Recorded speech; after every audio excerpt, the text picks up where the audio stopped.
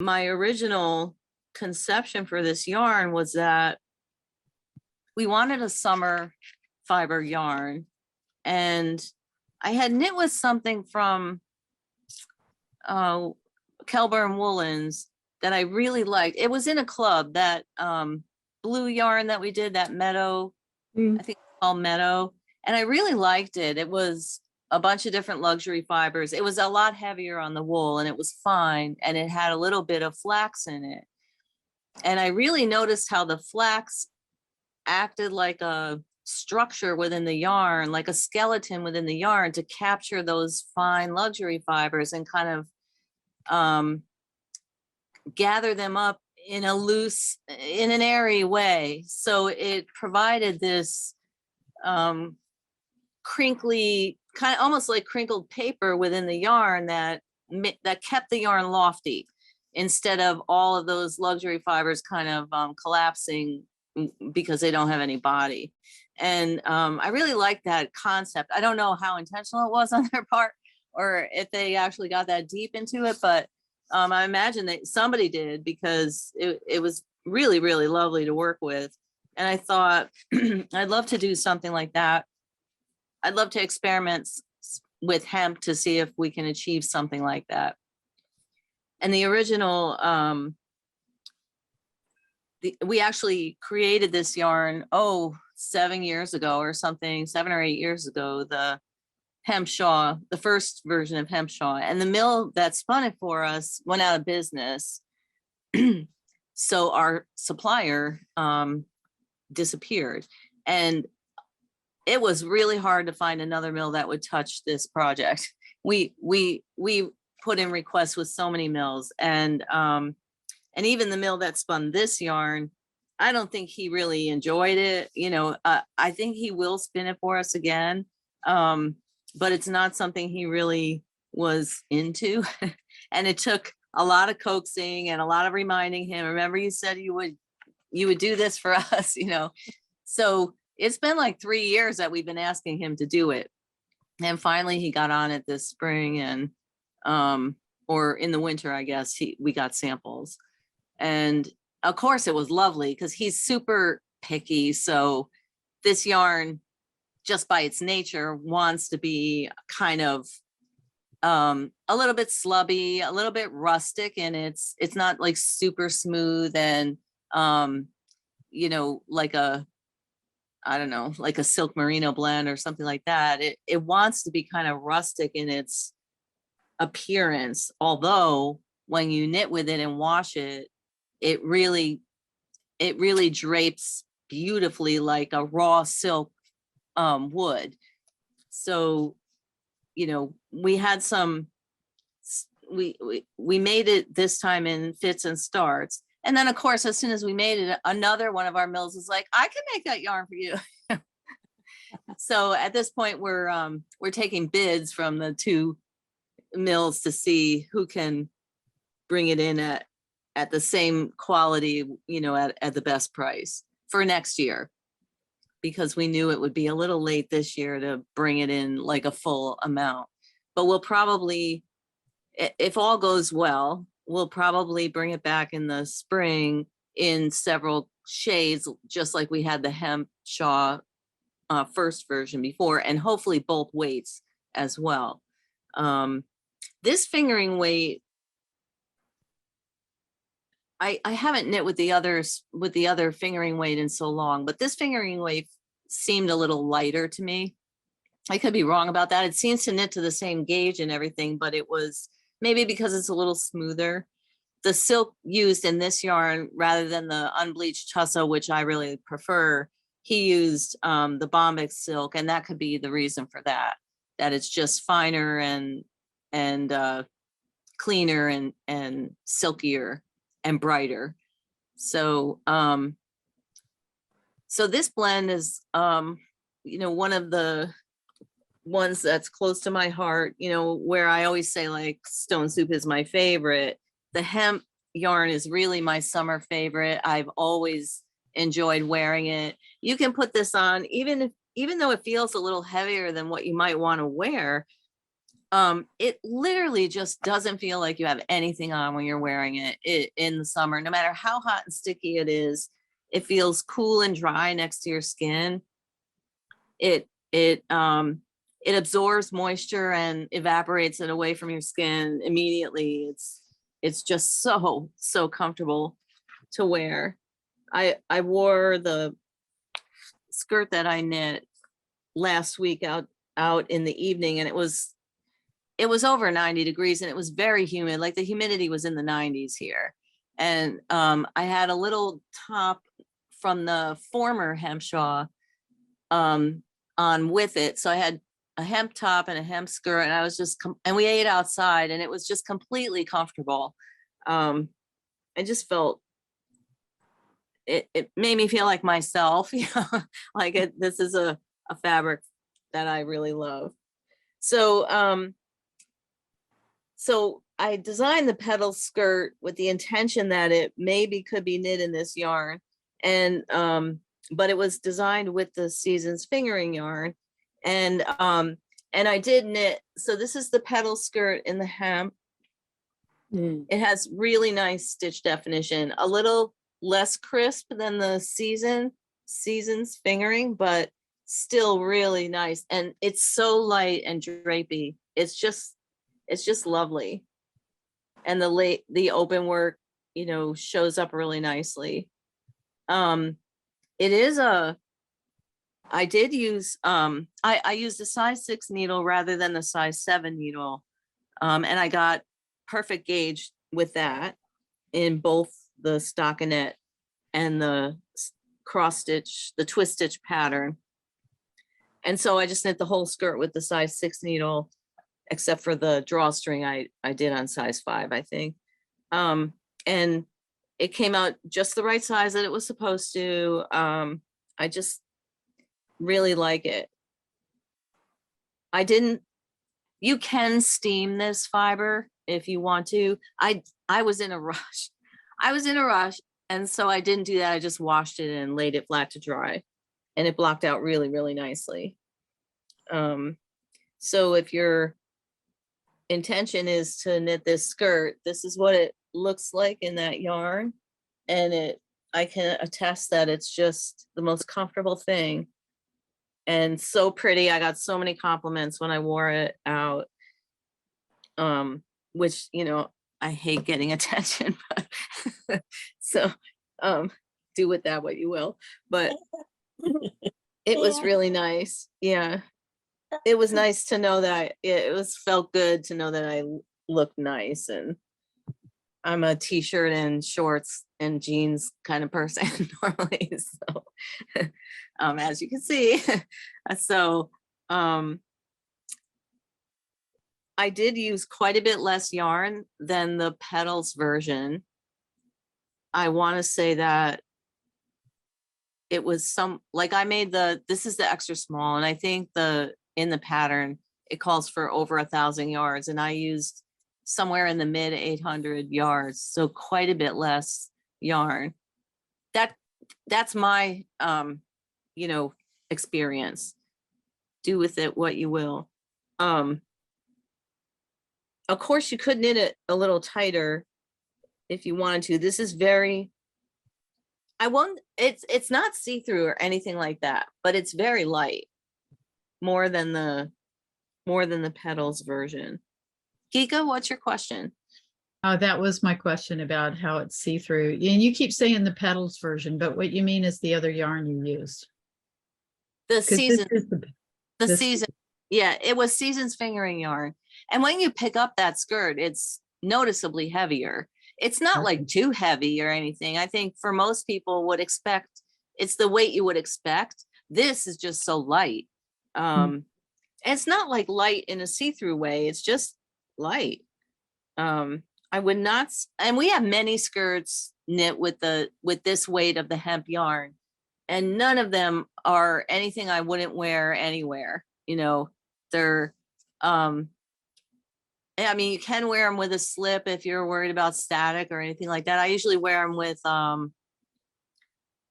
like a long line shaper that's a very light shaper, like a bike short. Mhm. instead of a slip. That's kind of a nice alternative to a slip if you're going to be active, which my original conception of knitting the skirts, the summer skirts, was to have something I could ride my bike in, like to go on errands and things like that around town. So we could use this Hempshaw for pretty much any of your skirt patterns? Any of the, yeah,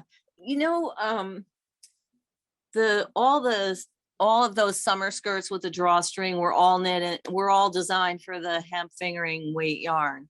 So all of those. And then we have an interlocking skirt that's knit with the hemp, and it's so pretty and light. It's much looser than it it has an appearance of being much looser than it is in the wool yarn, but Mhm. because it was designed for Kent DK. But it is really cute, and people always notice it at shows. It's very light and summery. And that one has an elastic waist. And if you have a couple of different skirt patterns, of course, you could add, if you don't like the drawstring, you could add the elastic waist to this instead.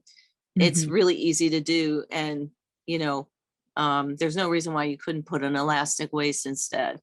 The drawstring is kind of nice if you intend to, like I said, um, you know, be active in it, wearing it to a pool or the beach, or, you want to ride your bike somewhere, but when you get there, you want to have something decent to put on, and you can just throw it in your bike bag and pull it on when you get there. And that's kind of like my MO with it. Uh, or I might even I have often ridden my bike with the skirt on and the shorts underneath, which is also an option. So they're very versatile they're a little more versatile with the drawstring than with the elastic. The elastic is a little bit more, you know, um, I don't It know how is to what it describe. is. It's not as Yeah, adjustable as a drawstring. yeah. Well, and to pull it on, you can loosen the Ah, drawstring all the way and pull it on, and it's not awkward. Or you can pull it over your head and yeah. it's not awkward. I have So, another question about the skirt patterns. Some of them look like if you have any kind of width in your hips, in your lower hips, that it's gonna kind of come down or cling, not cling, but shape back in and really emphasize the hips. And I don't need that. they really don't. I mean, Okay. I have a more pear-shaped lower body, Mm. and I designed these for my own body, and I have a small waist. And so the way it's designed is it's fitted, and it should be fitted through the upper hip area. And then as soon as it gets past the like high hip area, it begins to flare more. Okay. So you get a little looser fit down below.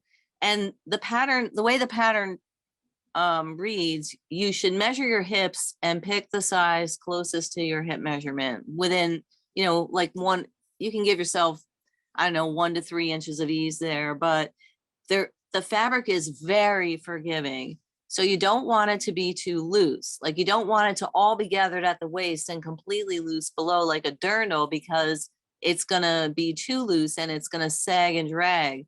But if Mhm. it's fitted like right to your upper bum, then it will always look really nice. Trust me.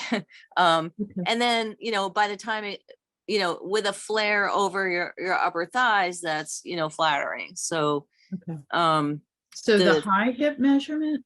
yeah. The low, okay. So between the high hip and the low hip, you want it to be fairly, between the waist and just below the high hip, you want it to be fairly fitted so that it holds itself up on your body. And, in fact, the person who knit Janet, who knit the seasons version, she was saying, like, I really expected it to be like too gathered at the waist, but when I put it on, it lays nice and flat across the abdomen, and and the upper hips, and like she really liked the appearance of it, Okay.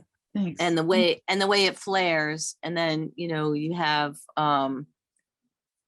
you have some room to walk around in, and like I said, be active. It definitely is an A-line. So, because I didn't want anything constricting around my legs. I think once you get below the butt, if a skirt is fitted there, a knitted skirt is fitted there, that's when it's going to bag out. So the fitting at the top is important to keep it from stretching, but then below the hip, it needs to be looser so you can sit and stand and move around without it bagging. And I have to say, like, I mean, I've been wearing these for years and they just don't do that. So the waist is very forgiving in terms of stretchiness. So if you find a size that fits your hips with a little extra maybe, and the waist seems smaller than you think, I think you can trust it to fit okay. And what you can, and since it's knit from the top down, you can always try it on after you get a little bit into it and see what you think. But they're incredibly stretchy at the top edge with the drawstring finish. Any other questions about Thanks, that patterns was really helpful. or the yarn or anything like that? We I sort of had a did. question, Anne, about the Janet Guthrie top. Uh-huh. What yarn would you recommend pairing with it for the stripes? We do have some of the millet color. We do have some of the off-white cream color in the old hemp fingering Oh, yarn that you do. you Okay. could use. And some people have even used wool with it. So you could do that too. And I was thinking about using some stone soup because I have that lavender left, Yeah. and that You- might be nice. Yeah, it You might think be. that- You think that would be? I haven't paired them, so I don't know, but Yeah, I I'll can't. play with it. Yeah, you can swatch with it and see what happens. Yeah, I will do that. Since we're talking about the yarn first, well, first of all, Audrey, go ahead and ask your question. Oh, well, my question's the opposite. I'm pretty square, rectangular size, not much of a waist to speak Uh-huh. of. So what you're describing, how it gathers at the top for some people, it probably won't gather for me. Yeah, But it'll still be the same measurement I use, the hip measurement, because my waist is smaller than my hips. yeah. And Barb is shaped like that, and she still finds them very forgiving, even if they stretch a little bit more at the waist to fit. Then because she actually has a really small butt, so she has to always kind of juggle that kind of fitting. Yeah. Okay. Great. Thanks. Another option would be if you're you could always knit the top area with a needle one size larger and then go down a needle size toward the hip, if that appeals to you. I think you could probably get away with that with this fabric. So that's another option.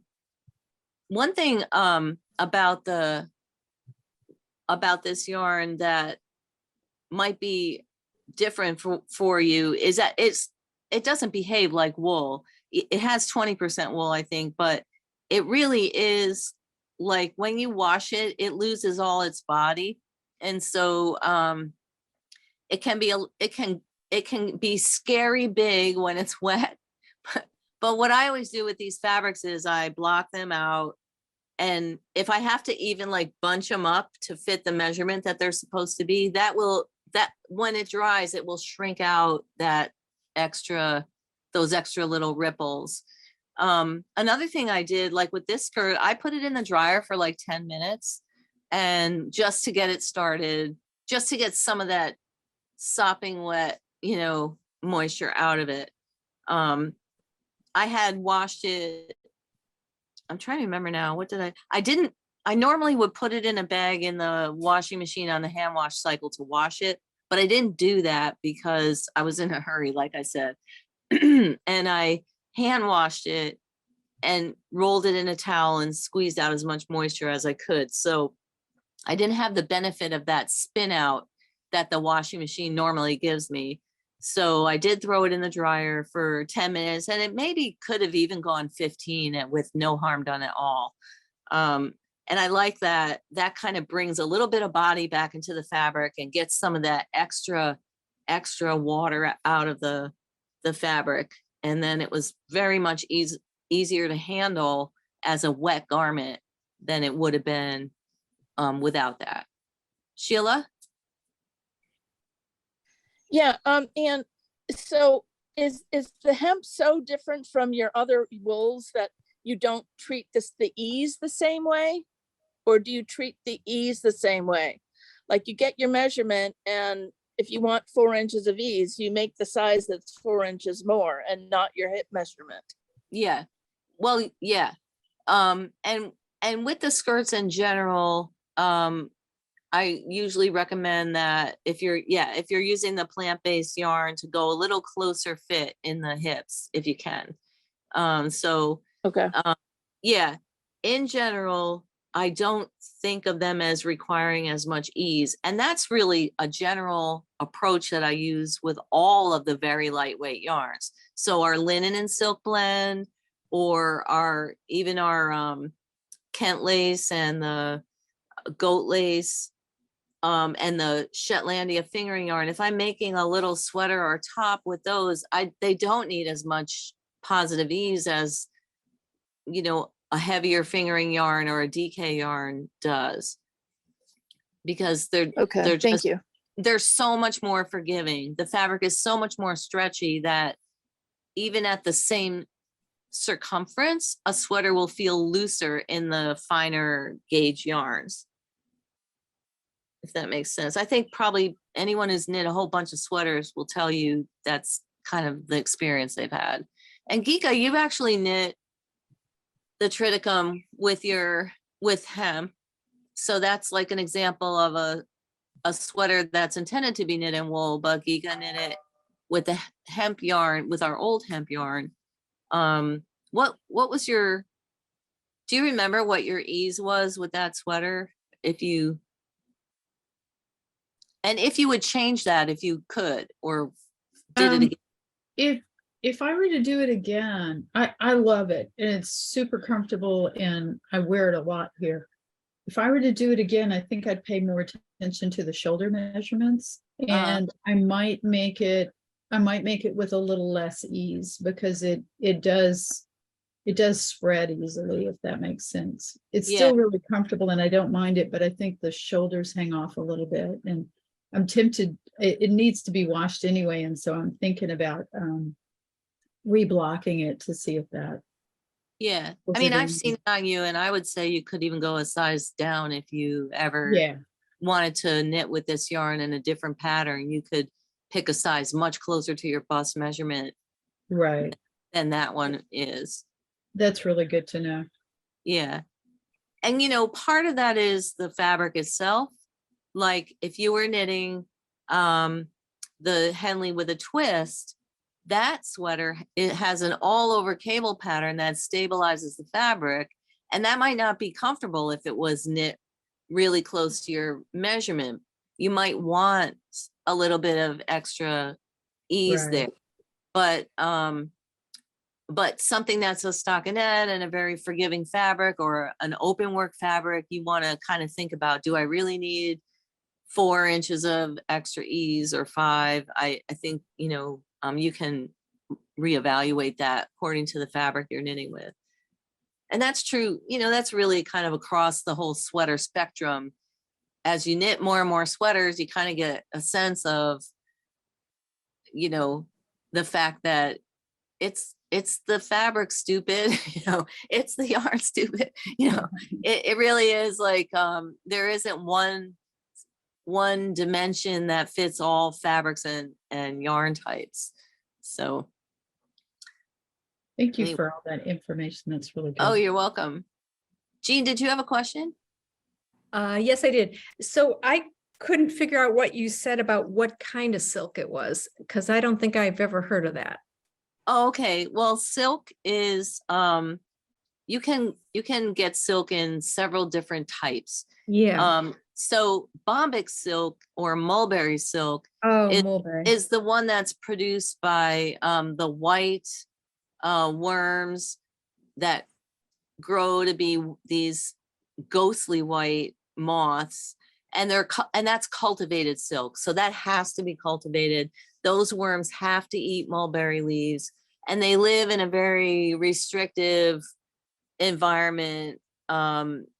They basically create these beds for these moths to live in, live out their life, munching on leaves and producing larvae that will produce the silk.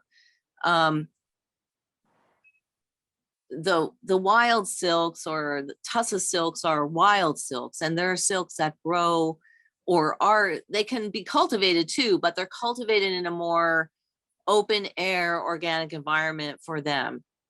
And the silk is not as fine or silky, and it's not white. It's usually some, it sits on some place on the spectrum of cream. Often it's a very light yellow color, but sometimes it's really deep gold, as in the Muga silk, which is a very unique silk that grows in a very small microclimate, but it is a dark honey gold color.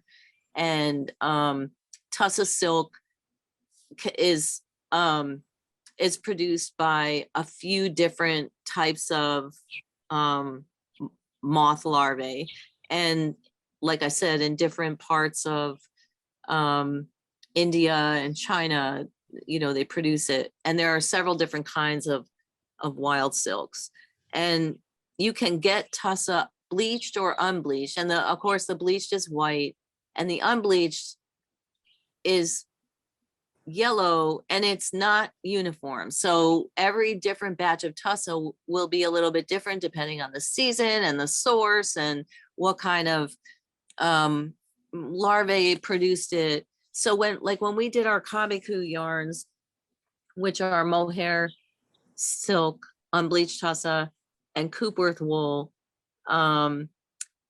we would get really big variations in the colors of those yarns.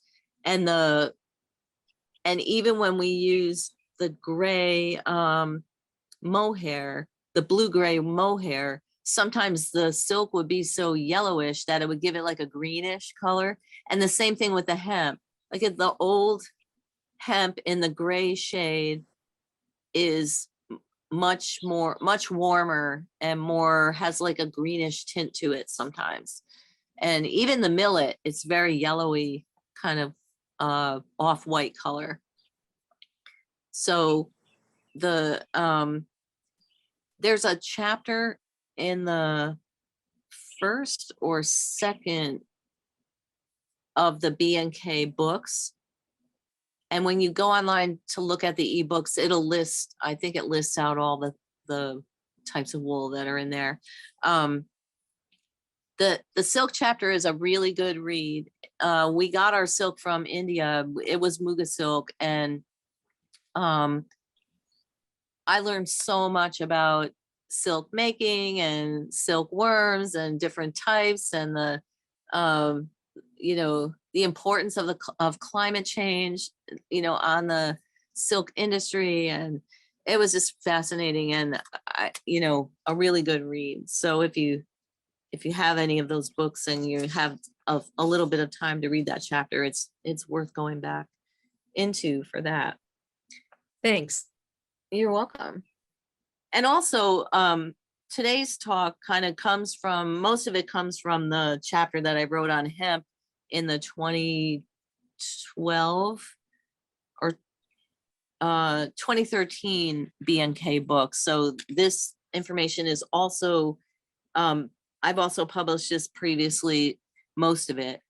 So if you don't catch everything today, you can also find that in that book. Anybody else have any questions about the yarn or the designs? Before I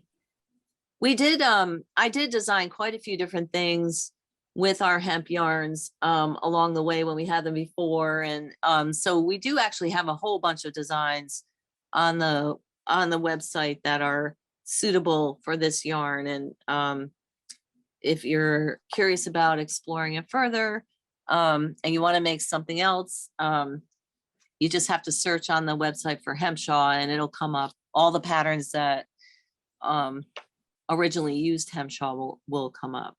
And what pattern is, let's see, right of you? I'm only seeing a small part of it. This, the No, sweater, oh, I guess right, or the other side. oh, that's the, let me drag that over.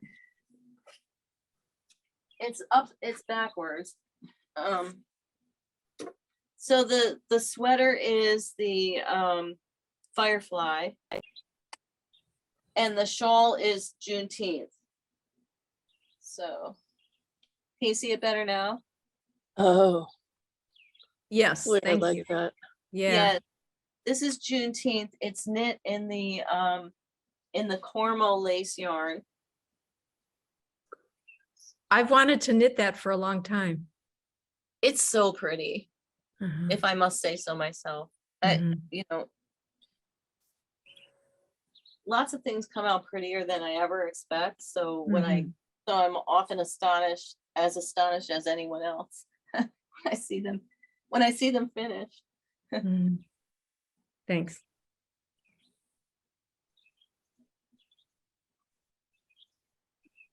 Okay. So let's get into the hemp a little bit. So the word hemp comes from an Old English word hennep, and it's the common term for varieties of the cannabis plant, as well as other strong fibers from unrelated species such as abaca, sisal, and kennef. We're gonna focus on the Cannabis sativa L. The hemp plant Cannabis sativus L is an herbaceous annual of the Cannabinaceae, I won't be able to say this right, Cannabinaceae family that grows to a height of 3 to 19 feet with very deep roots and palmate leaves comprised of serrated leaflets, which, you know, you're probably pretty familiar with the way the cannabis leaf looks. The uncrowded plants have spreading branches and a central stalk diameter of 1 to 2 inches. And if they're grown more closely together, the stems can measure only half that and are unbranched and form a leafy canopy only near the top. Hemp is well adapted to the temperate climatic zone. Ideal growing conditions include extended frost-free season with warm conditions, good soil, and abundant moisture. Under the right conditions, hemp forms a dense leaf canopy that discourages weed growth so that herbicides are not required and significant crop losses from pests is not common. Due to its similar leaf shape, hemp is frequently confused with marijuana, another cannabis plant. The two differ, however, in their content of THC, of which marijuana contains as much as 20%, while industrial hemp has less than 1%. Most industrial hemp varieties have a hollow stalk with a very high fiber content, while marijuana has a solid stalk with low fiber content. Hemp varieties with increased stem fiber content and decreased levels of THC have been developed for industrial use, meaning anything from textiles to carpeting and insulations and the substitutes for wood and things like that. So hemp stalks have a hollow woody core that's surrounded by a vascular cambium, the growing tissue, and an outer ring of cells consisting of phloem, cortex, and epidermal tissue or bark. The ring of vascular cambium are called the bast fibers, and the inner woody core is fibrous as well, but the fibers in that part of the plant are shorter. So it's that middle ring of bast fibers that are used for the production of spinning textile fiber. hemp fiber. The plant produces both long, coarse fibers extending nearly the entire length of the stalk. Those are the primary bast fibers, and short, fine fibers that adhere to the core. And those kind of they adhere to the core by like a glue-like substance, which we know as pectin. So the plant also has quite a bit of that. The individual hemp cells can be anywhere from 1/4 inch long to 2 1/4 inches long. So that part varies a lot, but 2 1/4 inches long for one plant cell is really kind of astonishing. They're arranged, let me see. The cells are arranged in bundles to form the primary and secondary fibers. The proportion of bark in the stems varies from 14 to 48%, depending on the genotype and the plant height. The seeds of the plant are smooth and nearly spherical, ranging in color from light brown to dark gray. Hemp seeds usually contain somewhere from 29 to 35% oil, which is high in unsaturated fatty acids. Because of the strength and durability, hemp fibers have been used for production of cordage and coarse textiles, much of which was absorbed by the shipping industry for canvas, sails, rigging, and nets. So kind of the use of this fiber for textiles has been around, since forever. And because of its high usefulness in the shipping industry, it was actually a required crop in the American colonies originally. Use of hemp for marine cordage was largely replaced by abaca, which is a species of banana, in the 1800s, because that fiber can make ropes that are lighter and float in water, as well as being more resistant to damage from salt water. So relatively inexpensive synthetic and natural sisal fibers began to take over the use of hemp in the making of shipping textiles. And so the use of hemp in that arena kind of declined. Demand for hemp as a fiber peaked in the late 1800s, and hemp production has continuously declined since that time, except for brief periods during both world wars. The trend since the mid 20th century has been to replace hemp fiber with less expensive natural and synthetic fibers. However, environmental concerns and recent shortages of wood fiber have inspired a renewed interest in hemp as a raw material. Today, China is the world's largest producer of hemp fabric, whereas India produces the most hemp fiber as a raw material overall. Farmers who do grow hemp claim it is a great rotation crop for soil aeration and that it can follow up almost any other crop without requiring pesticides.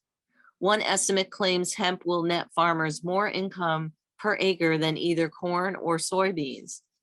It takes only 90 days to grow a full crop of hemp, and over a 20-year study period, hemp was shown to yield 4 times more paper per acre than redwood trees.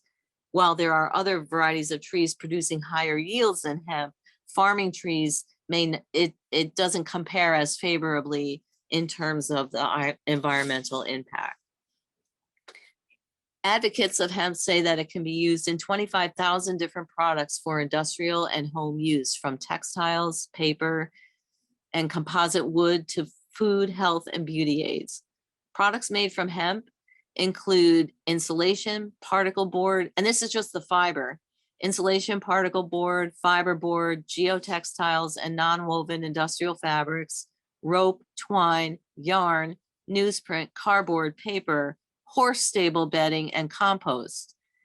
Hemp bedding has been found so superior to straw and other materials for horse stalls because it reduces the smell of ammonia. The seeds of the hemp are used to make methanol and heating oil, salad oil, pharmaceuticals, soaps, paint, and ink. So it's a very productive plant. Other potential uses in development include using hemp meal as a food ingredient for aquaculture, specifically for freshwater fish and shrimp farms. Even hemp beer has entered the Canadian market, though it remains a small part of beer sales. And, that could have expanded since the time this was written. Most of the newest research that I found on hemp, because I wrote about hemp quite a few years ago, I wanted to go back and see like what's new in the hemp industry and kind of bring that research to the front. And a lot of it is more climate related and not so much related to things that we might see on an everyday basis. So just, putting that out there. New composite materials for the building industry are being investigated and tested. Using hemp as a source of food may become the largest application since the seeds have such a great nutritional value. They contain essential fatty acids, protein, calcium, iron, zinc, and vitamins B, C, and E. Hemp seed can be made into oil or flour and can also be eaten whole since the flavor is similar to pine nuts and sunflower seeds. They are really tiny though, so they don't have as satisfying a mouthfeel as pine nuts or sunflower seeds. Processing hemp requires few chemicals, if any. However, the fiber may be later blended with synthetics or resins as binders, depending on the final product being made. So for paper making, water and chemicals are mixed with hemp to remove the natural glue components of the plant material. So that kind of decreases the greenness of paper made with hemp. Though cultivation and use of hemp fiber predates written history, most authors now agree that hemp originated in China, as the greatest diversity of hemp germplasm is found there. Chinese writings from the Sung Dynasty, which is about 500 AD, state that the Emperor Shennong first taught people of China to cultivate hemp and make cloth around 2800 BC. Later, Chinese textiles indicate that hemp stalks were also used for fuel and the seeds for food and oil, but no early records indicate production for drug use in China.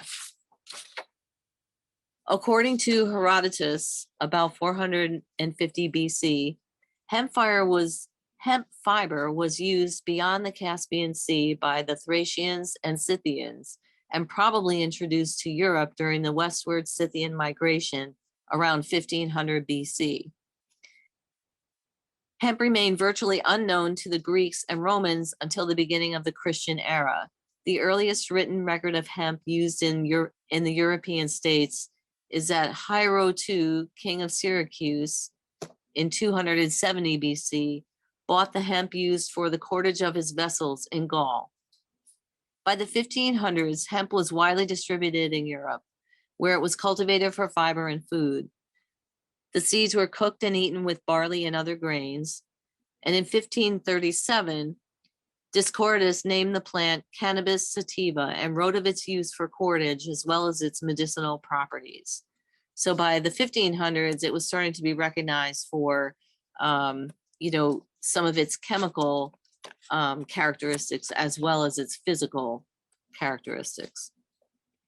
Hemp was brought to the Western Hemisphere by the Spaniards as early as 1545 for cultivation in Chile. It was introduced into the United States in 1645 by the Puritans in New England as a fiber source for household spinning and weaving, although it never became as important in that region as flax. Cultivation spread to Virginia and was well established in Pennsylvania before the American Revolution. hemp was brought to Kentucky in 1775 by settlers from Virginia, and it grew so well there that a commercial cordage industry was developed that lasted long after hemp cultivation was abandoned in the eastern states. From 1840 to 1860, the hemp industry flourished in Kentucky, Missouri, and Illinois due to a strong demand for sailcloth and cordage. However, as I mentioned before, the large imports of cheaper jute and abaca eventually displaced most of the domestic hemp production. Then the development of the cotton gin further decimated the hemp industry as cotton production rapidly took hold in the South. While the cotton industry did at first provide demand for hemp cordage and bagging to pack cotton bales, iron ties introduced in about 1865 put an end even to that partial use of hemp. From the end of the Civil War until 1912, virtually all hemp in the United States was produced in Kentucky. With the market reviving slightly in response to World War I, fiber hemp was once again grown in Wisconsin, California, North Dakota, South Dakota, Minnesota, Indiana, Illinois, Ohio, Michigan, Kansas, and Iowa to help support the war effort. In 1937, the United States government passed the Marijuana Tax Act, at least partially due to competition and pressure from the timber industry, which was feeling threatened, by the hemp industry, in that the timber people wanted to be the only ones producing both wood products and fiber products for the paper industry and building of houses and things like that. This placed all cannabis culture under control of the Treasury Department regulations. This act required the registration and licensing of all hemp growers with the federal government in an effort to restrict production of psychoactive cannabis varieties in the United States. Additional legislation established penalties for production, sale, and possession of marijuana and hashish.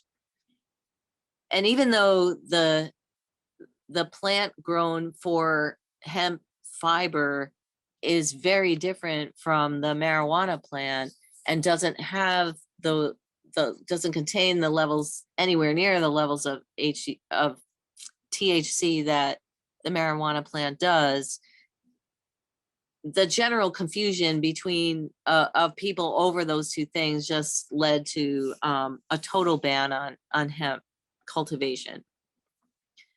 Although many other countries also prohibited cannabis cultivation, hemp production was not restricted in much of Asia, South America, Eastern Europe, and in several countries in Western Europe. When World War II interrupted supplies of jute and abaca to the United States from the tropics, an emergency program was undertaken to quickly develop hemp as a domestically produced substitute. A special division of the USDA, Commodity Credit Corporation, contracted production of hemp planting seed and fiber with War Hemp Industries, Inc., which constructed several hemp fiber processing mills in the Midwest. Domestic hemp production peaked during 1943 and 1944 and declined rapidly after the war as legal restrictions on production were increased and supplies of inexpensive tropical fibers were reestablished.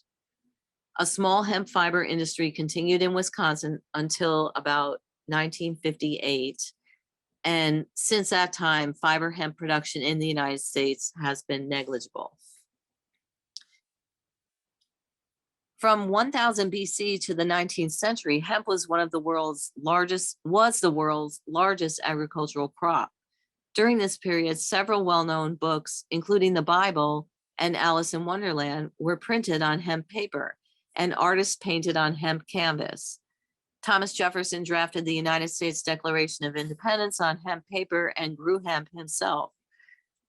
Since hemp is frequently confused with marijuana, some countries, especially the United States, are reluctant to legalize it as a farm product from a fear that it will be more difficult to control its use as a drug. Canada is one country that has legalized hemp with certain restrictions. The maximum allowable THC concentration is 0.3%, and all hemp farmers are required to undergo a criminal records check as well as obtain a special license. These restrictions do not seem to be a deterrent. Hemp production increased by 300% in Canada from between 1998 and 1999, which is huge. The majority for hemp grain. Textile uses of hemp represent 5% of hemp products produced in Canada. So mostly the Canadian production of hemp as an agricultural product is focused on the production of seeds, because the seeds are used in food products. The oils are used in many other products, including I believe they are used in linoleum, which linoleum is a product that was invented and based on linoleic oil or flax oil. So the oil from hemp is very similar and can be substituted for that oil, and in some ways it can be better. So while its end use is often a plastic product like linoleum, that makes the linoleum a more green product to use in your home than something like vinyl flooring. Currently, 32 countries allow farmers to grow industrial hemp, including Canada, Great Britain, France, and China.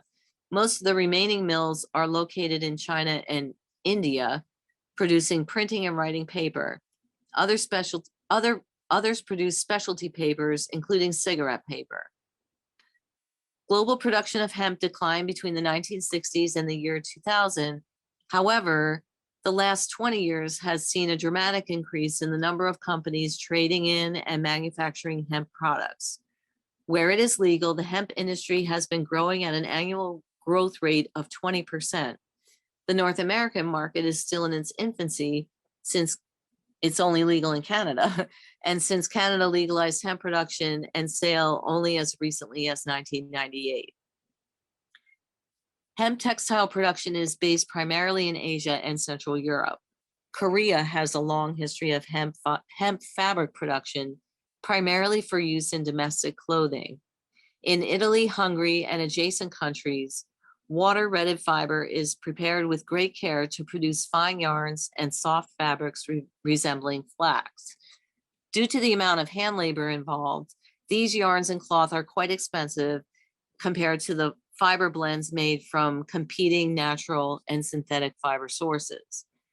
A small novelty market based on hemp textiles exported from China and Hungary has been developing in Western Europe and the United States since the late 1980s. And it's true, I mean, if you go online and try to find sources for hemp clothing, they're few and far between. And you know, while the clothing is, it can be considered expensive, it honestly just wears forever. Like the hemp just doesn't wear out. So, you know, you might spend more on a pair of pants or a shirt, but it just gets better and softer and nicer to wear over time. And you'll wear it probably for the rest of our life, you know. While hemp cultivation is being tested in the United States, the outlook for its use is uncertain, since federal law still severely limits the cultivation of industrial hemp. The Drug Enforcement Agency will have to change its philosophy and regulations before any market can be developed here. Hemp has potential to become a billion-dollar crop if there is enough of that investment and interest. Prices are competitive and high-quality products can be made. Processing technology also needs to be upgraded for higher value-added products. Decreasing availability and rising prices of wood fiber have greatly influenced commercial interest in alternative fiber sources. Agricultural production of hemp has been proposed as a viable source of raw material for production of paper and composite wood products, but this idea is, and while this idea is popular, it needs to withstand a thorough feasibility assessment before it will ever sway public policy. In November 2012, growing industrial hemp was made legal on the state level in Colorado, Vermont, and North Dakota, with Oregon licensing in 2009. More states are attempting to legalize it, including Kentucky, but unfortunately, according to federal law, it is still illegal to grow hemp of any kind. And until that changes, states have very little recourse or very little kind of leeway to provide for, cultivating this, young and new and green industry in their states.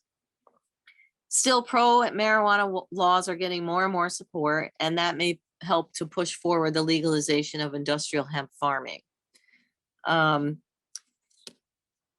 A distinction between the use of cannabis sativa for medical, recreational, and industrial purposes was made only recently when Section 7606 of the Agricultural Act of 2014, the Farm Bill, was created. So the Farm Bill is a bill that that goes through Congress on a regular basis, but this section about defining the types of cannabis and the categories of products that can be made from it is new in the Farm Bill. This cleared a legal path for industrial hemp to be grown in 3 limited circumstances in the US: by researchers at an institute of higher education, by state departments of agriculture, or by farmers participating in a research program permitted and overseen by a state department of agriculture. In 2016, the DEA, US Department of Agriculture, and the Food and Drug Administration issued a joint statement detailing the guidelines for growth of industrial hemp as part of state-sanctioned research programs. Those guidelines state that hemp can only be sold in states with pilot programs, plants and seeds can only cross state lines as part of permitted state research programs, and seeds can only be imported by individuals registered with the DEA. So there's a lot of blockade in the way of getting there in terms of creating an agricultural product here for around hemp fiber, even though the economic benefits could be great for some people, just like we're seeing with the marijuana industry. The states are slowly, one by one, legalizing it and creating industries in conjunction with private growers that allow people to get in on the business of growing marijuana for medicinal and recreational use. And hemp is still sort of excluded from some of those programs as a lesser product. Pennsylvania adopted a hemp law in July 2016, which allows the Pennsylvania Department of Agriculture to begin an industrial hemp pilot program in 2017. Currently, farmers and institutions of higher education are participating in this program, which requires an application and permits for growing industrial hemp in accordance with the research goals. So it's not that it's that if you want to farm hemp, you need to be farming it in accordance within these pilot programs according to the rules. But I believe, and I couldn't find anything that specifically said so, but I believe what this means is that you can grow hemp industrially for all kinds of purposes as long as you're growing it within the rules of these programs. That you're not committed by participating in the program to turn over your product or restrict your product in any way in terms of who you can sell it to or what it can be made into ultimately. So that's still something that's probably working itself out. The main thing here is to get hemp hemp farms off the ground in the first place, which can take some time. It's a product that you have to grow a lot of to benefit from. The state of New York incentivized industrial hemp production in 2017 by creating a multi-year $5 million fund to kickstart the industry. Other states with industrial hemp programs include Kentucky, Oregon, and Colorado. Canada and China, though, are still far ahead because they have long established networks of producers, supply chains, and manufacturing facilities in place to deliver products from field to market. Due to the long-standing federal policies in the USA that made the cultivation of industrial hemp illegal, supply chains and processing and manufacturing facilities necessary to make the whole thing work for creating market-ready products need still to be established in the United States. And probably some of it can be, excuse me.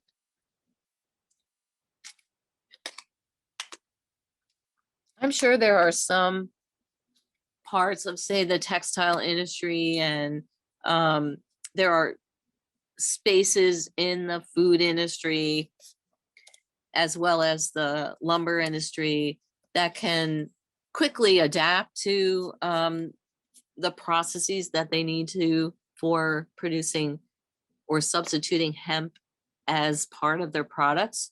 But as with anything, some of these industrial efforts might still be in their infancy, in that it's just too much trouble to deal with all the restrictions, for someone to really commit to making a higher level of hemp production possible. So that's the state of the kind of the history of the hemp plant and its use, and culturally, what it's been used for throughout history, and then kind of the state of the world production, and as opposed to production here in the United States. Now, the plant, it's what's involved in growing this plant, getting it from plant to product. The crop is ready for harvesting high quality fiber at about 70 to 90 days. So that's like really in keeping with many other agricultural crops that we grow for food. When the plant begins to shed pollen is when a special machine with rows of kind of independent teeth and a chopper is used to cut it. To harvest hemp for textiles, specialized cutting equipment is required. If harvesting for seed as well, cutting must wait 4 to 6 weeks for the grain to mature. Combines which are modified are used to avoid machine parts getting tangled with bast fiber, which again is very long. Some of these plants, like I said earlier, are 19 feet high, which, when we've talked about like long wools being too long for milling, that's really long. And some of them produce fiber that extends the whole length of the plant. After cutting, the stalks are allowed to ret, which is a process by which the removal of the pectin binder by natural exposure to the environment in the field for 4 to 6 weeks, depending on the weather. So that pectin, that glue that holds the core of the plant together, needs to deteriorate and kind of fall away or rot away within the plant. And the preferred method for doing this is a natural retting process. So there are 2 ways that you can ret fiber. One is using water, and the other is allowing it to lay exposed to the environment for 4 to 6 weeks, which is, quite a long time. While leaving it to lay in the field is more time consuming lengthwise, all you really have to do is let it lay there. and let the weather and the environment do its work. The water retting produces a nice kind of soft fiber, but it's very expensive and labor intensive and not as green a method because it uses so much water. And even though water can be recycled, it uses apparently a lot of water. So it's not really practical as a widespread method. While the stalks lay in the field, nutrients extracted by the plant are returned to the soil as the leaves decompose. The stalks are turned several times. When the moisture content is reduced to 15% or less, the stalks are baled with haying equipment and stored in dry sheds or barns. So in addition to the retting process, not using a whole bunch of other resources, it actually gives the plants a chance to give back to the soil, to fertilize the soil for the next crop, whatever it might be that goes in there. Hemp seeds must be properly cleaned and dried before storing. A dehulling step may be required to remove the crunchy skin from the seed. Oil is extracted by a mechanical cold press process. Protection from oxygen, light, and heat is critical to produce a tasty oil with an acceptable shelf life. Refining and deodorizing steps may be required for oil that is used in cosmetics. For fiber processing, the woody core needs to be separated from the bast fiber by a sequence of rollers or breakers or a hammer mill. And some of you might have picked up that hammer mill is also a brand of paper. It's a very large paper company, I believe. And so the name of the company comes from that roller that processes hemp or breaks the hemp down. The bast fiber is then, and once it's separated from the core, the bast fiber is cleaned and carded to the desired core content and fineness, sometimes followed by cutting to size and baling. After cleaning and carding, secondary steps may take place, including matting for the production of non-woven mats and fleeces, pulping, which is the breakdown of fiber bundles by chemical or physical methods to produce fibers for paper making, and steam explosion, a chemical removal of natural binders to produce a weaving fiber. The primary fiber is then compressed into a dense bale similar to other textile fibers like cotton, wool, and polyester. Horse bedding and other coarse fibrous products are also packaged in compressed bales. Bast fibers, usually used in paper, are put into a spherical tank called a digester with water and chemicals, and then heated at elevated temperature and processed until all the fibers are separated, then washed to remove the chemicals and pectin. The clean fibers are then fed into a Hollander beater for up to 12 hours, which cuts the fibers to a desired length and produces the surface roughness required for proper bonding. Bleaching may also take place during this step. The bleached pulp is then pumped to the paper machine or pressed dry for transportation to another location. Hemp fibers are tested for tensile strength, fineness, or fiber diameter, and the color, and those characteristics are recorded at that time. Moisture content is recorded during every stage of the growing and production process. The THC content of the plant is also continuously tested to make sure that the level does not exceed the 0.3% mark. Research is still being conducted on the effects that hemp would have on the paper industry. Set standards are constantly being altered and changed. Any harvested hemp that is not used is burned. The core fiber is saved from fiber production to make paper, horse bedding, or construction materials. Afterward, residual core fiber is recycled by removing dust and then baling and packing it. The dust is pressed into pellets used for fuel.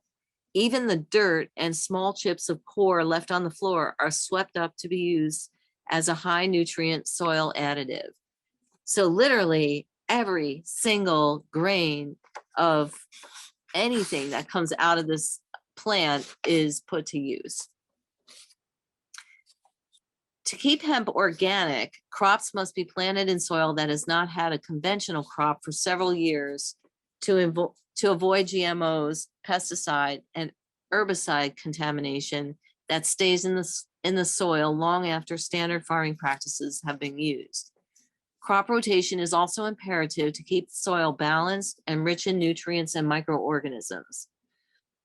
Like bamboo, hemp can be made into a silky soft fiber through the toxic process of rayonization and is sold to the public sometimes as natural when it no longer resembles regular hemp or carries its natural properties. If you see and are tempted by a silky soft hemp yarn or item, be aware that it is no longer natural hemp. The advent of enzymatic processes could change future rayonization for the better, but this has yet to hit the mainstream. And I just want to, as an aside, exempt our yarn from that characterization that silky soft fiber can't be real. Our yarn is silky soft because it has it's a blend. So it's silky soft because it has silk in it, which is silky soft. And the actual hemp fibers that are in it, you can pull them out. They're very coarse and you can pull them out and look at them. They're very distinct, and they're definitely not rayonized fibers. They're straight from the plant kind of fibers. The United States is one of the largest consumers of hemp in the world, which is completely ironic considering that we can't produce any here. The USA imported an approximate retail value of 500 million in hemp alone in 2012 alone. Hemp is imported from across the globe. China, Canada, and several European countries are the largest manufacturers of industrial hemp now. China exports large amounts of hemp yarn, but certifications are scarce for their standards and processes. China manufacturers can and do skip many natural steps, including chemical processes,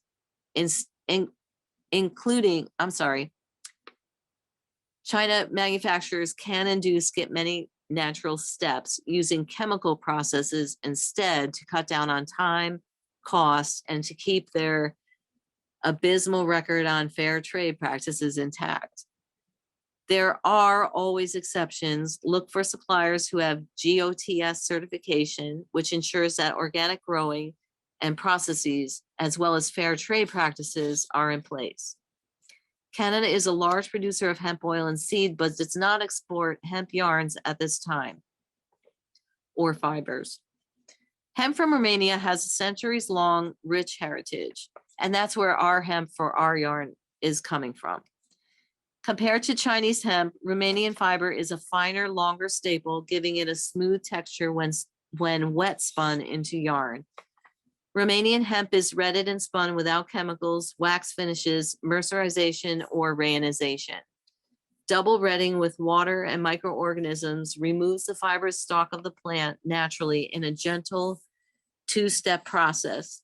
By retting the fiber once in the field, letting it dry for several months, and then re-retting,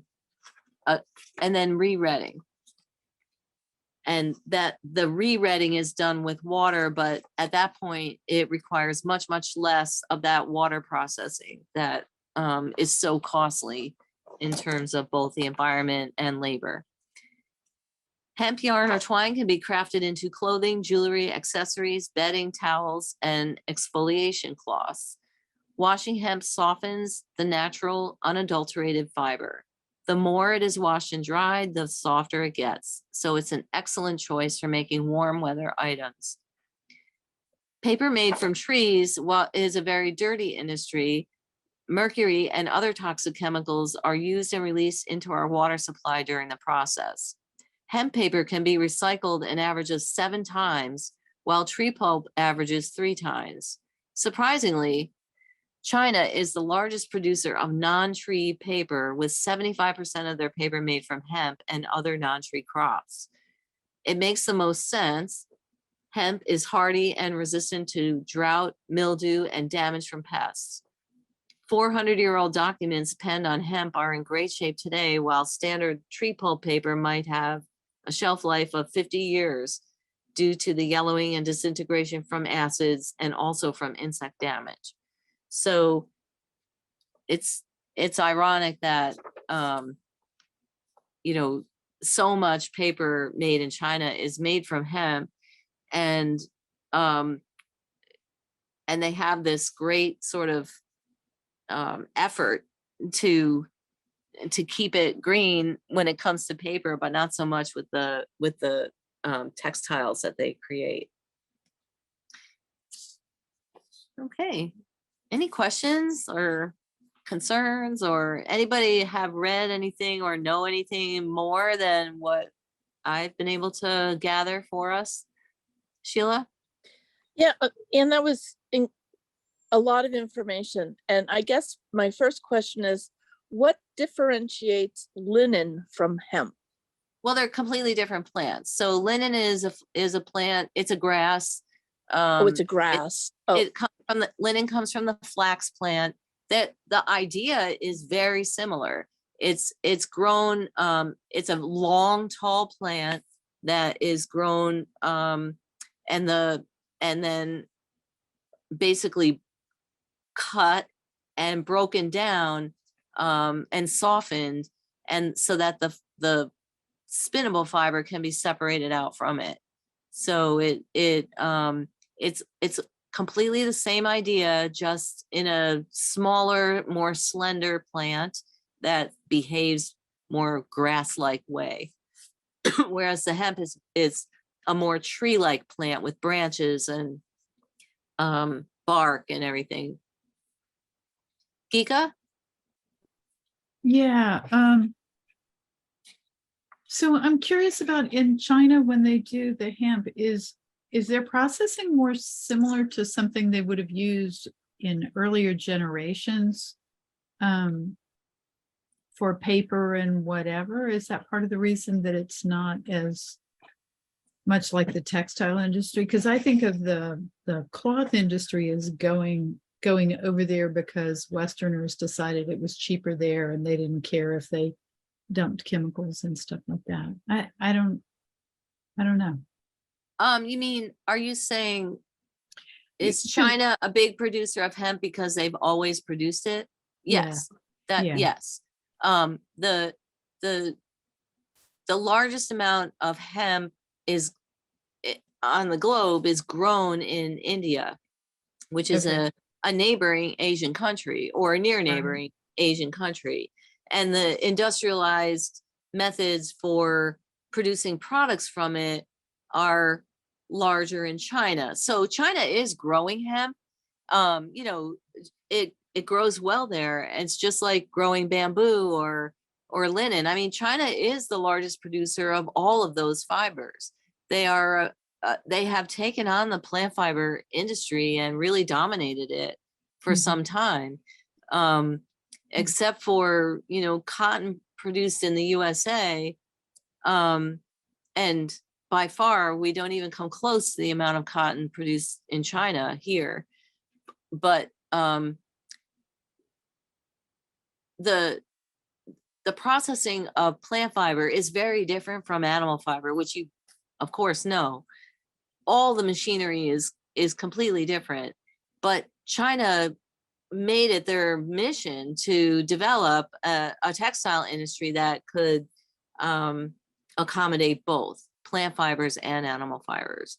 And I think just, you know, worldwide, it is the largest producer of, you know, those plant fiber based textiles, yarns, and spinning fiber, and even woven cloth. And now India has embraced the textile industry as a growth sector as well. And so they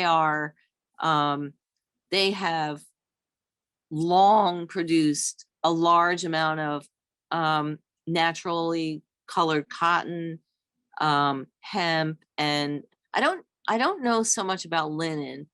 I'm not remembering that was part of the linen story, that India was part of it, but Rami is grown there. And oh, what else? There's another one. I'm slipping my mind. And I think nettle for spinning may be grown in India too.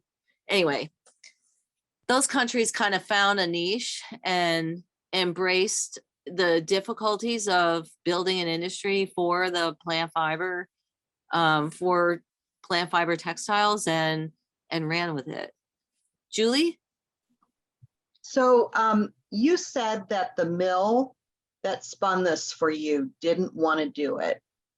And I'm Well, curious. they're reluctant. They're Okay, reluctant. but is it because they require special equipment? Like how does this, No, how does no. the fiber come to them? It comes to them in it just like wool fiber does. I have photos. I don't know if they're going to be shareable, but let me see if I can share if they appeared in my. I was trying to move them between my. I have them. Okay, so this is let me just go through like the progression. Okay, Yeah. this is the plant. This is what it looks like. Coming off the plant. That's the core that you see in the center, and those are the bast fibers that are fanned out around. And you can see down to the right, the bast fibers are gathered around the stalk, literally in a circle, and then you can peel them away and kind of fan them out. All right, let me see now. Then I wasn't sure these photos made it into my shared. Then this is the fiber when it's kind of pulled out. So it almost looks cottony there, where you've got the flowering material and the raw bast fiber, which has been pulled off the plant. So that's kind of in its pre-carding, pre-spinning. It actually needs to be separated from that fluffy. I imagine those are the seed. It's kind of like it produces a puff of seed fiber like milkweed does. You can kind of liken it to milkweed. I'll show you a close-up of the seed matter. Oops. These are the seeds on the plant. You can see them forming in little pods that are like 3 beans long, 3 little bumps long, and that downy, dandelion-y, cottony stuff grows around them. Probably, I imagine it cushions them or something. I'm not sure. Or keeps, maybe it's something of a barrier for birds to keep away from the seeds. I don't know. And then when it's cut, and they cut it with like a mower. Oh, let me just show you what the field looks like. This is a field of, I'm forgetting where this is. It may come to me where this field is, but there it is. That's the canopy of hemp plants that you see. And I can't remember if it's Canada or somewhere else where this picture comes from. I made sure to take note of it, and I apparently forgot. Senior moments. Then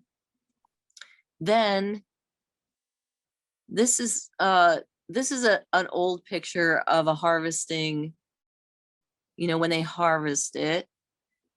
This is in Eastern Europe, a hemp field in Eastern Europe where they're harvesting the hemp. You can see they almost gather it up almost like corn shocks into bundles.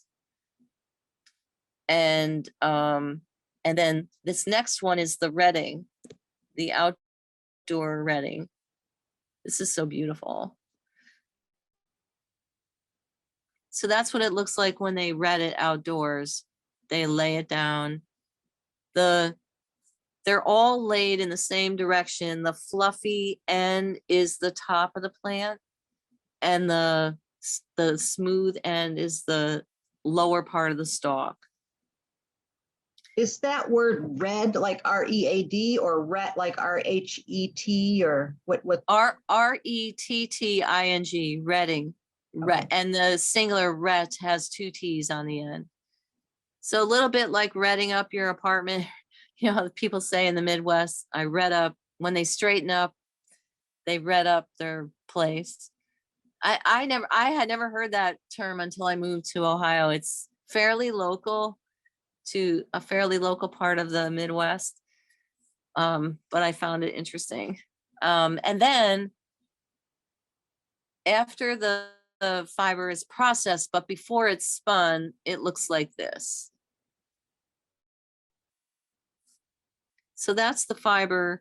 And I think this gets to your question, Julie, about what does it look like? It looks like spinning fiber. So it really looks like flax or any other, you know, straight vegetable fiber. And when they, and like I said earlier, it can be cut up so that it can be spun in regular machinery. With our fiber, it's blended. So when it goes onto the carder, it's going onto the carder with the wool and the silk at the same time. And it's being blended, you know, on the carder. And then also in the pin drafting and everything else, it gets blended more and more. That said, within the blend, you can see how this fiber, it almost looks like very finely shredded paper. And I think of it as like the presence it has in the yarn is like a crinkled up paper, almost like you see in the Easter baskets, where it's got a crinkly, spiraling, you know, misbehaving kind of shape that aerates the yarn as it's being blended, as it's being, you know, prepped and spun and used. So it's not a fiber that necessarily sticks to other, you know, it's not as compatible with the wool as other wool or even the silk is, but it supports a lofty behavior in fibers that don't normally want to be lofty, like silk and fine fibers. So while it is a very coarse product, it can be used to make a luxury yarn that has unique properties like ours. Let me just, I thought there was another photo in there that I wanted to show. Oh, here we go. This is also an antique photo, but it's kind of cool. It's from a hemp mill, and you can see the processing, every step of it here. You've got this woman with a whole bunch of raw fiber. She's spreading it out on a belt. That's going into the carder at the lower, at her level, and then up above at the right, coming off the rollers, is the sheet of carded fiber separating out into, it's going to be separated out into 2 ropes of roving there. So it goes in the carder at one end and travels along a belt and goes, you know, over the drum and comes out the top there. Where it's gathered into probably some kind of barrel. And if you look really closely, the middle level, like right at about her breast level, there's a belt. Let me zoom in. There's a belt there, and it's carrying the roving of the hemp. See the sheet coming down and going under that roller, and it's coming out as a roving there. That's what our mill will get as a product to spin with. I love this photo. It's got everything. Even the steamer, like all that steam in the background there. So I don't have the picture. I have a picture somewhere of a cross section of the hemp stalk, so you can see the bast fibers arranged around the core and everything. That's actually a pretty easy image to Google if you ever want to really see it. I hope that answered your question. I actually forgot what your actual question was. Oh, how do they get the fiber? How do they Yeah, use it? so what was their reluctance in wanting to make it? I think just, everybody who's running a mechanical industrial process wants to just keep doing it to keep it smooth and efficient and profitable. It needs to continuously run. And our mills are really great about taking some stuff off to the side to a smaller machine and making samples for us and experimenting with stuff. But I think it was just super unfamiliar to him and unappealing. Like as a fiber, I think for him, it was unappealing. His sense of adventure doesn't extend in that direction, but he comes up with other extraordinary things for us. Whereas someone like me might, in a very costly way, sidetrack my whole mill to find out more about him. It just depends on every person, everybody's got their sort of things they love to work with and things that they're scared of and things they don't want to work with. And unfortunately, we work with people who will do almost anything for us or try almost anything for us. So that's how we get there with stuff like this. Now, So the one more first mill, question. Go ahead. as a comparison, the first mill that made it,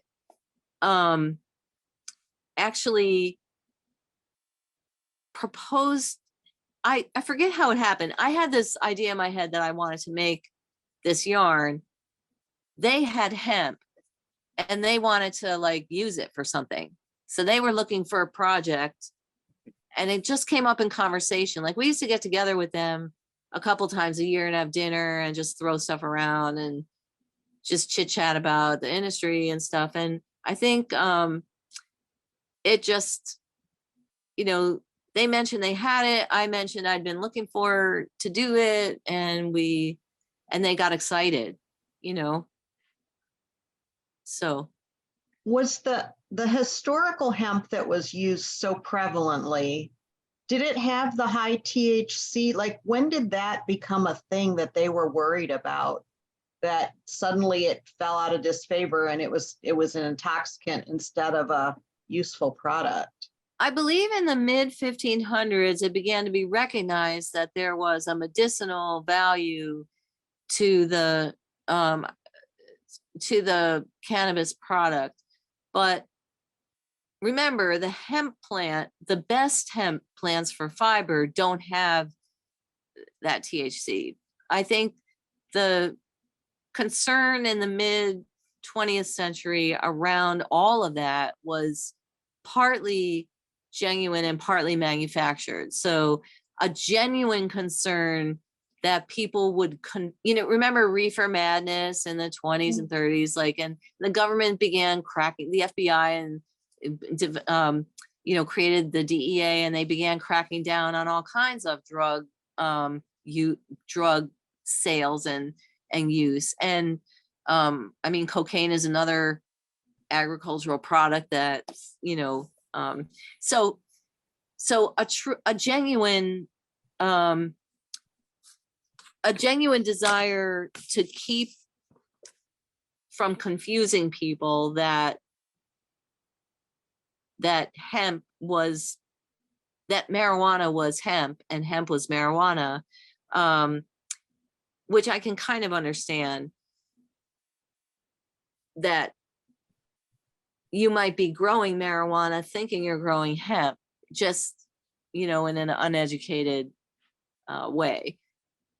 that the government wanted to avoid any confusion. So they just banned all of it. But that was driven in part by the timber industry, by influencers and lobbyists from the timber industry wanting to get rid of hemp as a competitor, the Right. hemp producers as competitors for building materials that were emerging in the middle of the 20th century. Pasteboard and paper and paper products and fiber boards and everything that wasn't straight up cut lumber was susceptible to infiltration by hemp if they let it. So, and actually, to be completely accurate, hemp was there first. And, you know, as a product that was industrialized, hemp was there first. But timber saw a way to get in and take over, you know, some parts of the product industry that hemp kind of had control of, if that makes sense. Yeah, it almost seems like the whole industry was vilified because there was this one variation of the plant that could be used in a, you know, Yeah. a certain way. And so they villainized the whole industry. Precisely correct. And even, you know, one could argue that the vilifying of the medicinal value of cannabis is also just sort of fake. You know, I mean, we don't worry about alcohol and other kinds of, you know, intoxicants nearly as much that are pretty much a similar, have a similar effect on people. Do as much damage or more damage. Right. And in fact, cannabis has many healthful applications that people don't have access to, unfortunately, because it is illegal, or they have very limited access. Donna? Interestingly, we have a school district close to me that's called Hempfield because it used to be a hemp field. And you know, I'm in Lancaster County, so we do have a pretty big population of Amish, and they are big tobacco farmers. And recently, in the last couple of years, that whole process with growing hemp and the pieces that you have to go through to be able to do that. I think we have some of our Amish farmers locally who have kind of switched over to hemp, which makes sense when you talk about the textiles, because as you know, Amish, in my area at least, have buggies and they're covered with canvas. So Yep. That's a direct result too. But one of the things that they had to do was not put the hemp crop closest to the road because people confuse hemp and marijuana. So folks were absconding with some of the plants thinking it was marijuana when They it could smoke it. really wasn't. Yes. So that THC percentage, I know that was huge in terms of having them be checked frequently for all that. Yeah. And yeah, those prejudices continue to this day. I mean, truth, you could hide a decent sized marijuana farm in your hemp field and almost no one would have to know about it, you know. I was going to ask you if you knew anyone or had observed any part of the hemp agricultural industry growing up around your area. So that's, it's good to know that, that it's happening. Yeah. A couple years ago when there was some kind of a problem with our wheat collection, and this is in the next state over, Vermont. A lot of farmers started growing hemp thinking that it would be a good cash crop. And it was for the first year, but then because so many people were doing it, the bottom fell out of the market. And I don't know what they're doing now, but a lot of hemp up here in the Northeast. And that's good. I mean, I think there are markets for it that are, you know, the problem with the market isn't that there isn't a need for it. The problem with the market is that there are other things that need to be in place for a market to happen. So you need to be able to transport your product across state lines. You need to be able to get it processed somewhere. You need to be able to cash your checks at a bank. You know, I mean, there are all these things that get in the way of a smooth experience, because you know, and as you'll see over and over, if you start reading about hemp, growing hemp today, warning after warning about investigate every part of the process thoroughly before you jump into becoming a hemp farmer, because it's not just about growing the plant. You have to figure out how you're going to market it. You have to know and be allowed the ability to market it. It's so, you know, it's just like when people couldn't get their crops out of the fields during COVID because there was a lack of hands-on help. So the crops rotted. It's not that the hemp can't be used or that there's no market for it. It's just that somebody didn't figure out how to get it there, you know, beforehand. Any other questions? Sheila? Yeah, this is related to the Hempshaugh, but what was the name of that book, or who were the authors of that book? That I think it was Sue, could have been Susan or Sally, that we're talking about the Oh, Kate Davies. Kate Davies. Yeah, and her husband you. is the photographer. Yeah. Kate Davies, thank you. And it was Book of Haps, I think. is Okay. what it was called. Book. That's what I wrote down anyway. Kate Davis. Okay. Thank you. And it's Davies, Davies, not Davis. And Davies. Susan, if you were saying something, you were muted, so we didn't hear what you said. Oh, I muted myself to talk. I said it was the Book of Haps. It was the Book of Haps. Yeah. Thank you. Somebody put a link to it, to the book on the Ravelry. Oh, great. Okay, anybody else?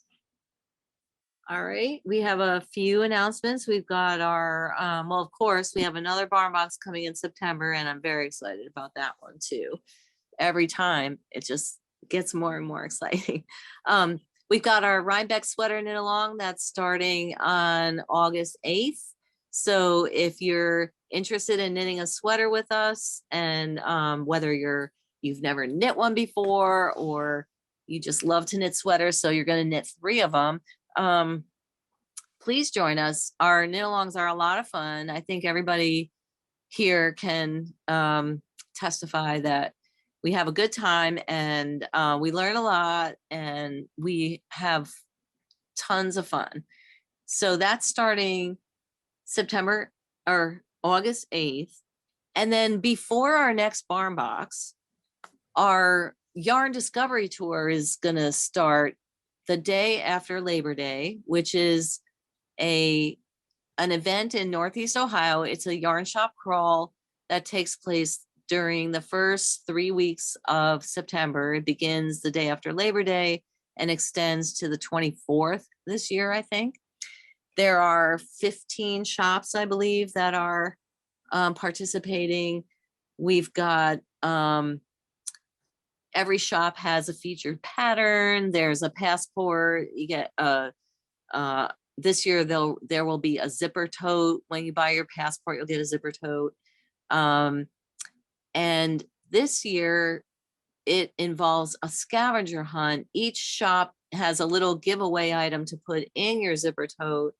That's a secret. So you have to get to all the different shops to get one, to get whatever they're giving away. It's a lot of fun. It has both an in-person and an online component, but if you're going to be in or near Northeast Ohio during September, it's a lot of fun to participate. And just to come in and see us, our shop is open extra hours during the Yarn Discovery Tour. I think we're open 6 days a week or something like that, with extended hours as well. And it's a good chance to come and see the shop in person and touch everything. And I always publish a brand new design for the Yarn Discovery Tour that's exclusive to tour participants until the tour is over. And like that. What else do we have? Anybody else? Do we have anything, you guys, that I'm forgetting coming up? We can order passports and the zipper totes online, right?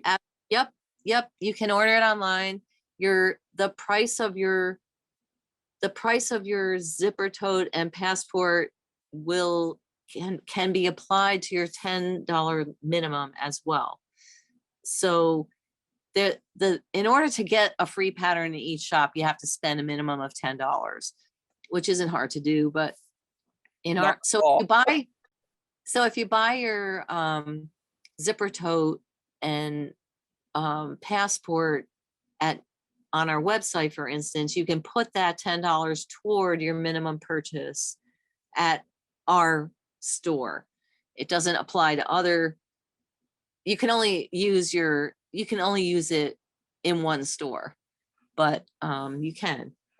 And this year the passport is $10, so that is a really good thing. But we'll have a brand new pattern and a bunch of fun yarn combinations to knit it with. So, and we have a really pretty crochet pattern this year too, for people who like to crochet. So, And I have one final question. Have you tried knitting this Hempshaugh 2 in combination with the Hempshaugh, the original Hempshaugh, to see how they measure fingering? How compatible they are? Yeah. I haven't. That's a great idea to do an Amalfi skirt or something like that with it. Because we only have the one color and we only have one other color of the original Hempshaugh right now. But I did use the same needle size that I've used with the other Hempshaw. So I'm thinking it's really similar. And when I feel the fabrics next to each other, they feel really similar. The other mill had more twist in the yarn. And I think that's another reason that yarn feels a little more substantial in the skein. But then that relaxed out and became really drapey after washing. So. Okay, just wondering, because I Yeah. I made a couple of things with the Hempshaw and I loved them. So Yeah, I mean, it's spun to the same specs. It has the same yardage and the same, it's 2-ply and all of that. So I wouldn't hesitate to use them in the same item, even if they had some slight texture differences. It wouldn't bother me. I don't think they'd be incompatible. yeah. Thank you. Can you share with us the weights of the Festivus yarn? Oh yeah, the Festivus yarn is fingering and worse weight this year. Cool. But the fingering isn't as fine. Like, it's not 450 yards. I think it's 400 yards in a skein, or 420 or something like that. So it's a little bit heavier than some of our other fingering yarns. And one of these days when Karen is back in our knit along, I will maybe reveal the Festivus colors. But I'm Ooh. kind of Thought I waiting. would take over for her asking. I know, somebody has to bug me about it. Pretty All sure right. red is going to be one of them. Yeah, right. All right, you guys, if there isn't anything else, I'm gonna close it down, and thank you all for coming. I enjoy these get-togethers so much, and I hope you do too. And please knit with your Hempshaw and let us